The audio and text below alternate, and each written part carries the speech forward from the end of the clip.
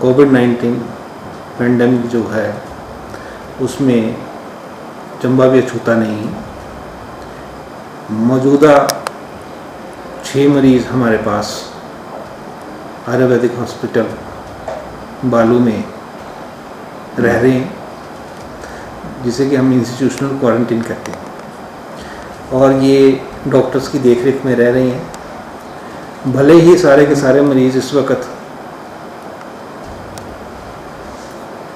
Symptom नहीं है, यानी उनमें कोई भी लक्षण नहीं है बीमारी का। उनमें से एक बच्ची भी है जो लगभग 2 साल की है और उसे जन्म से एक हृदय रोग भी है, और उसके लिए स्पेशल एक पीडियाट्रिशियन की भी ड्यूटी लगी हुई है। ये भी टेस्ट करने के लिए, कोविड-19 करने के लिए इस वक्त जो सैंपल लिए जा रहे हैं वो टांडा मेडिकल कॉलेज में भेजे जा रहे हैं, और आमतौर पे अगले दिन उसकी रिपोर्ट आती है। तो कई बार क्लिनिशियंस के लिए मुश्किल हो जाता है कि मरीज़ को हॉस्पिटल में कहाँ रखें, आइसोलेशन में रखें या जनरल वार्ड में रखें। तो जहाँ सिम्टम्स लगते हैं तो कोशिश यही होती है कि उन मरीजों को हम आइसोलेशन में रखें, और जब उनकी रिपोर्ट आ जाए उसके बाद फिर उनको, अगर उनकी रिपोर्ट नेगेटिव है तब तो उन्हें हम जनरल वार्ड में भेज देते हैं, और अगर रिपोर्ट पॉजिटिव आए तो फिर वो, अगर ज़्यादा सिम्टम्स हैं तो वो धर्मशाला जाएंगे, और अगर कम सिम्टम्स हैं तो उनको डलहौजी हॉस्पिटल भेजना होता है। अब हिमाचल सरकार के प्रयत्नों से उम्मीद है कि महीने के अंदर अंदर हमारे यहाँ भी PCR लैब सुचारू रूप से काम करना शुरू कर देगी। ऑलरेडी चिन्हित जगह पे सरोल में हम उसका जो सिविल वर्क है वो करवा रहे हैं। एक आध मशीन हमारे पास, PCR मशीन हमारे पास पहले की है, लेकिन उसके बहुत सारे कंपोनेंट और थे जो अभी तक नहीं आए हुए थे। उनके ऑर्डर्स प्लेस कर दिए हुए हैं, और उसमें पिछले कल ही 2 कंपोनेंट आ भी गए, जैसे सेफ्टी कैबिनेट बोलते हैं, बायो सेफ्टी कैबिनेट, तो आ चुका है। बाकी के सामान उम्मीद है कि 10-15 दिन में आ जाए। यहाँ पे इस टेस्ट के विशेषज्ञ भी हैं, फिर भी उनकी ओरिएंटेशन के लिए एक ट्रेनिंग होनी है जो लगभग 21 से 23 तारीख को PGI चंडीगढ़ में होगी, और उम्मीद है कि तब तक हमारा जो है सामान लगभग आ जाएगा, और अगले महीने से जो हमारी PCR लैब है वो काम करना शुरू कर देगी।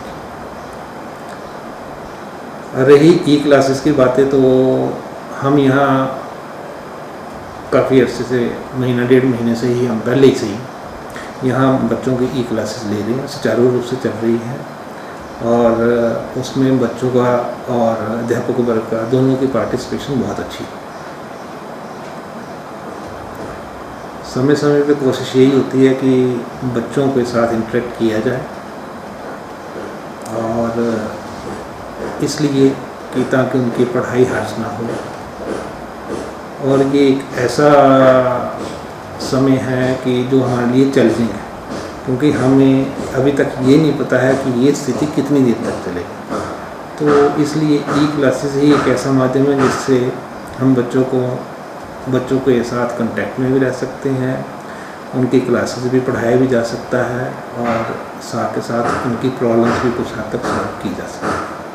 कितने को बच्चे हैं सर इसमें? देखिए 3 बैचेज आ चुके हैं, टोटल 320 बच्चे हैं, तो लगभग बच्चे जो हैं वो क्लासेस अटेंड कर रहे हैं। मैं ये बताना चाहूँगा कि कोविड-19 जो संक्रमण जो बुरी तरह से फैला हुआ है,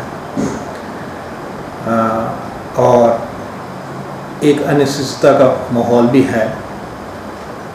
ये मालूम नहीं है कि ये लॉकडाउन कब तक चलेगा, और ये लंबे अरसे तक रखा भी नहीं जा सकता।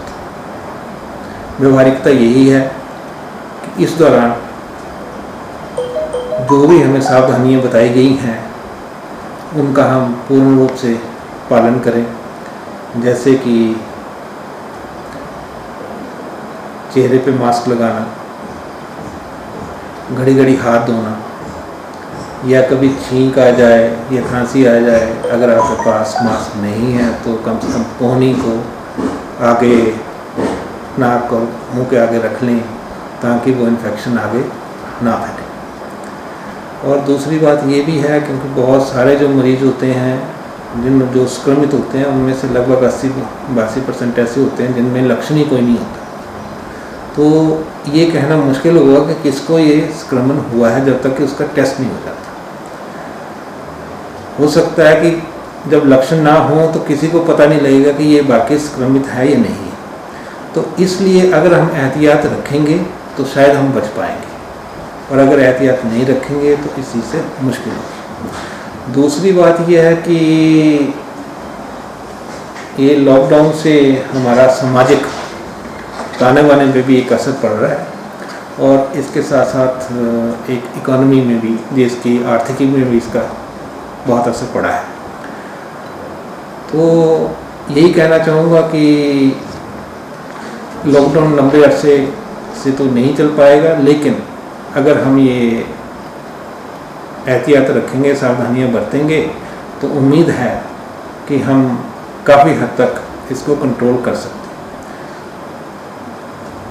और दूसरी बात यह है कि जिनमें लक्षण नहीं होते हैं उनमें आमतौर पे किसी दवाई की ज़रूरत नहीं पड़ती, या जिनमें बहुत ही माइल्ड सिम्टम्स होते हैं उसमें भी दवाइयों की ज़रूरत बहुत कम पड़ती है, और बहुत आम दवाइयाँ होती हैं वही यूज़ की जाती है। जो डर यही होता है कि लगभग 2 से जो 5% लोग ऐसे होते हैं, लगभग 5% कहूँगा, कि जिनमें हॉस्पिटल में दाखिल होने के साथ साथ उनमें वेंटिलेटर्स की भी ज़रूरत पड़ती है। तो कोशिश यही होनी चाहिए कि हम अगर इसको सावधानी से इसको कंट्रोल कर लें तो इन चीज़ों की ज़रूरत ही ना पड़े। और मैं ये भी कहूँगा कि सावधानी है तो हम सुरक्षित सेफ हैं। घरों से बेवजह ना निकलें, बाज़ार में दूसरी जगह बेवजह ना जाएं, जब तक ज़रूरी काम ना हो तब तक घर से ना निकलना बेहतर हो। और अपना एक सेल्फ डिस्टेंसिंग जो है वो सभी को उस चीज़ का अगर पालना करेंगे तो हम इस बीमारी पे नियंत्रण पा सकते हैं।